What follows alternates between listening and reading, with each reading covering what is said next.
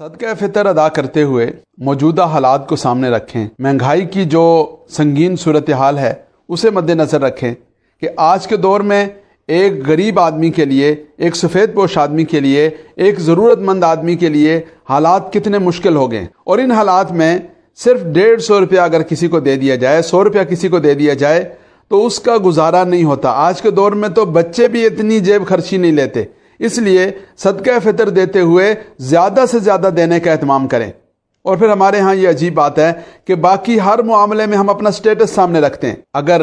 بچوں کو سکول میں داخل کروانا ہے تو ہم میں سے ہر ایک کے اپنے اپنے سٹیٹس کا سکول ہے، کوئی کس سکول میں داخل کروائے گا، کوئی کس میں کروائے گا، کوئی کس میں کروائے گا۔ کسی کے بچے سرکاری سکول میں پڑھ رہے ہیں، کسی کے بچے پرائیویٹ سکول میں پڑھ رہے ہیں، کسی کے بچے ایلیٹ کلاس کے سکولز میں پڑھ رہے ہیں۔ خریداری کا معاملہ آتا ہے تو ہم میں سے ہر ایک کی خریداری کا بازار الگ ہے، مارکیٹ الگ ہے۔ کوئی لنڈا بازار سے خریدنے والا، کوئی اتوار بازار سے خریدنے والا، کوئی عام مارکیٹوں سے خریدنے والا، کوئی ہائی فائی قسم کی اور اعلیٰ کوالٹی کی مارکیٹوں سے اور سپر سٹور سے خریداری کرنے والا۔ اسی طرح جب ماڈل کی بات آتی ہے تو آپ دیکھیں کہ ہمارے ہاں ہر ایک کے موبائل کا اپنا ماڈل ہے، ہر ایک کے بائک کا اپنا ماڈل ہے، ہر ایک کی گاڑی کا اپنا ماڈل ہے۔ رہائش کی بات آتی ہے تو ہر ایک اپنے اپنے سٹیٹس کے حساب سے رہائش رکھتا ہے۔ کسی نے عام گلی محلے کی جگہ میں، کسی نے کچی بستی میں، کسی کی جب وہ کسی ایسی بستی اور آبادی میں کہ جو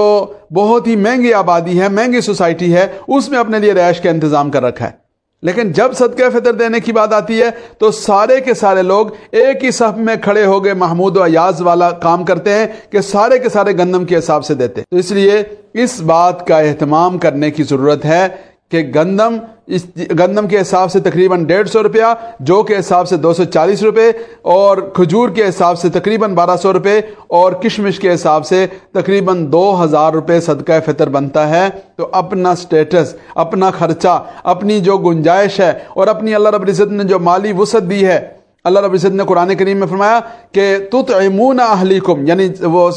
قسم کے کفارے کے معاملے میں ہے، لیکن اس بات کو سامنے رکھا جائے کہ جو آدمی اپنے گھر والوں کو کھلاتا ہے اس طرح کا کھانا غریب کو کھلائے، جس طرح کا خرچہ اس کے گھر میں ہوتا ہے اس طرح کا خرچہ وہ کرے، اور اس درجے کا جو صدقہ فطر ہے وہ دینے کا اہتمام کرے۔ اس لیے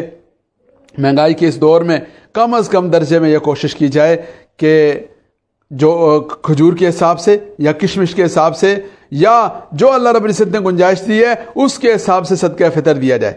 اور یہ بھی ضروری نہیں ہے کہ صرف ایک ہی دفعہ صدقہ فطر دیں، بھائی 10 دفعہ دے دیں، کم از کم ایک دفعہ دینا ہے، لیکن آپ 10 دفعہ دے دیں، آپ 20 دفعہ دے دیں، آپ جتنی زیادہ سے زیادہ دفعہ دیں گے اللہ رب العزت اپنی رحمت سے اس کو قبول فرمائیں گے۔ اس لیے دینے والے بنیں اور اللہ رب العزت کے راستے میں خرچ کرنے والے بنیں، اور خرچ کرتے ہوئے جتنی فراخی کے ساتھ، جتنے کھلے دل کے ساتھ خرچ کریں گے اللہ رب العزت اتنا فراخی والا معاملہ فرمائیں گے، اور اگر ہم تنگی کا مظاہرہ کریں گے تو اوپر سے بھی ہمارے لیے تنگی والا معاملہ ہو جائے گا۔ اس لیے صدقہ فطر دیتے ہوئے اپنے سٹیٹس کا، اپنی مالی حیثیت کا، اپنے اخراجات کا، اپنے دیگر معاملات کا ضرور خیال رکھیں، اور ضرورت مندوں کی، غریبوں کی جو مشکلات ہیں اور جو ان کے حالات ہیں انہیں ضرور مد نظر رکھیں۔